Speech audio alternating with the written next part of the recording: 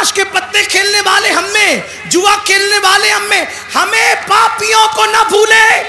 آپ نے کہا امین القادری یہ کون سی بات ہے، خدا کو دیکھ کے ہمیں نہ بھولے؟ میں نے کہا سن، اب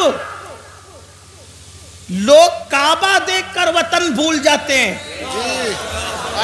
کیا بات ہے، کیا بات ہے، دماغ میں منصوبہ لے کر جاتے کہ یہ مانگوں گا اللہ سے، یہ مانگوں گا اللہ سے، یہ اللہ کی عزت کی قسم، جب میں پہلی مرتبہ گیا اور میری نظر کعبے پہ پڑنے والی تھی، میں نے دماغ کی فہرست میں اتنے نام لکھے تھے، اتنی حاجتیں لکھی تھی، مگر میرا اللہ جانتا ہے کہ جب کعبے پہ نظر پڑی تو میری زبان نہ کھل سکی۔ میں تو یہ سوچ رہا تھا کہ میں خواب دیکھ رہا ہوں یا میں حقیقت میں ہوں۔ اللہ اکبر! لوگ کعبہ دیکھ کر کے اپنی حاجتیں بھول جاتے ہیں، وطن بھول جاتے ہیں، لیکن یہ رب کعبہ کو دیکھ کر اپنی پاپی امت کی مغفرت کا سوال کرتے ہیں۔ کتنا پیار! دوسری بات، اہم بات کی طرف آئیے، اللہ کو دیکھ کر پاپیوں کو یاد کیا، یعنی امت کا پیار کتنا۔ ارے اللہ کو دیکھ کر لوگ، اللہ کو دیکھنا تو بڑی بات، 70,000 پردوں کے پیچھے سے ایک تجلی دیکھ کر لوگ اپنے آپ کو بھول جاتے ہیں، اپنے آپ کو۔ اور وہ کون ہستی ہے؟ جب کہا ربی ارنی انظر الیک، اللہ تجھے دیکھنا چاہتا ہوں، وہ کہا تو نہیں دیکھ سکتا۔ تو پھر کیا ہوا؟ 70,000 پردوں کے پیچھے سے تجلی کی، 70,000 پردوں کے پیچھے سے تجلی کی، تو موسیٰ اپنے آپ کو بھول گئے اور زمین پر بے ہوش ہو کر آ گئے۔ تو جو 70,000 پردوں کے پیچھے سے دیکھے تجلی، وہ اپنے آپ کو بھول جائے، اور جو بے حجاب اور بے نقاب دیکھے، اتنے قریب سے دیکھے، ثم دنا فتدلا فکان قاب قوسین او ادنا، سبحان اس کے اللہ، باوجود بھی ہمیں یاد رکھے تو ہم سے پیار کتنا ہے۔ لیکن اب پلٹ کر ایک سوال، جو خدا کو دیکھ کر ہمیں نہ بھولا، ہم پاپیوں کو، خدا کو دیکھ کر ہمیں نہ بھولا، ہم فلموں میں اس کو بھول گئے، فلم دیکھ کر اس کو، وہ خدا کو دیکھ کر ہمیں نہیں بھولے، ہم فلموں میں دیکھ کر، فلموں میں گم کر ان کو بھول گئے، گم ہو گئے فلموں میں۔ وہ خدا کو دیکھ کر ہمیں نہیں بھولے، میری قوم زنا کے اڈوں پر جا کر انہیں بھول گئی۔ کیا ہوگا؟ تباہی نہیں ہوگی؟ حل کیا ہے؟ حل کیا ہے؟ حل ایک ہی ہے، بس ایک، جس کا دل دکھا کر یہ مصیبتیں مول لی ہے اسے خوش کرو، ان سے معافی مانگو، انہیں راضی کرو، حضور کو راضی کر لو، حالات بدلیں گے، انقلاب آئے گا۔ اور ہمیں ڈرنے کی، مایوس ہونے کی کوئی ضرورت نہیں۔ یاد رکھنا مسلمانوں، اچھی طرح یاد رکھنا، حالات کہیں بھی کچھ بھی، پوری دنیا کی بات کر رہا ہوں میں، اپنے ملک کی کسی بات نہیں کر رہا، پوری دنیا، کہیں کچھ ہو، چڑیا کوے نہ بنو، عقاب بنو عقاب۔ ہاں، کوئی ڈرنے کی ضرورت نہیں۔ ہم لنگڑے، لولے، اندھے، بہرے خدا کی عبادت نہیں کرتے، ہم رب محمد کی عبادت کرتے ہیں۔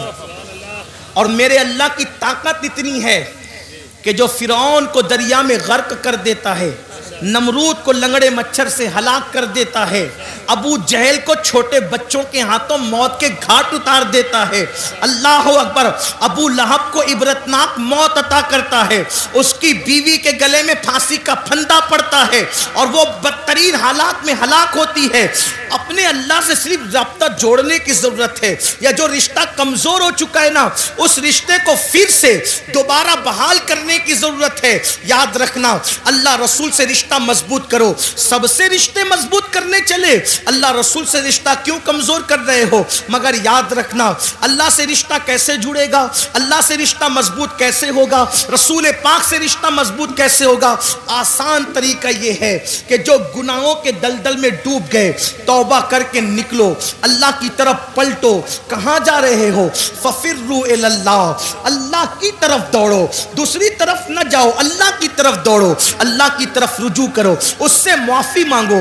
یاد رکھنا میرا اللہ جلدی ناراض نہیں ہوتا, لیکن اگر کوئی منانے کے لیے آ جائے تو وہ جلدی سے راضی ہو جاتا ہے. میرے بھائیوں, میری قوم کے جوانوں, گناہوں کے اندر نہ کوئی عزت نہیں ہے, گناہوں میں کوئی سکون نہیں ہے, گناہوں میں کوئی قرار نہیں ہے.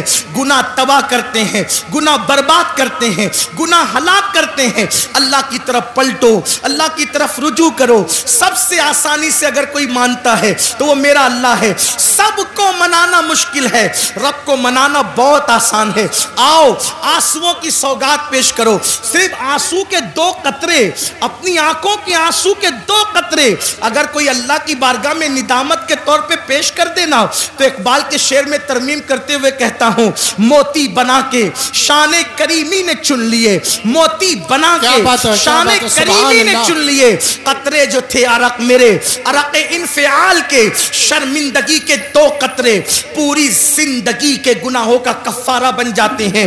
گڑ گڑاؤ نا اللہ کی بارگاہ میں. سب کے پاس گڑ گڑانے والے, کبھی رب کے پاس گڑ گڑا کے دیکھ. ہمارے مسائل کا حل اللہ اکبر تعویذات میں نہیں ہے.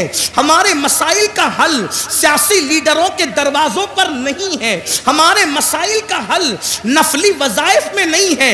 ہمارے مسائل کا حل گناہوں سے توبہ کرنے میں ہے. جب تک گناہ سے نہیں نکلو گے کوئی وظیفہ کارگر نہیں ہوگا.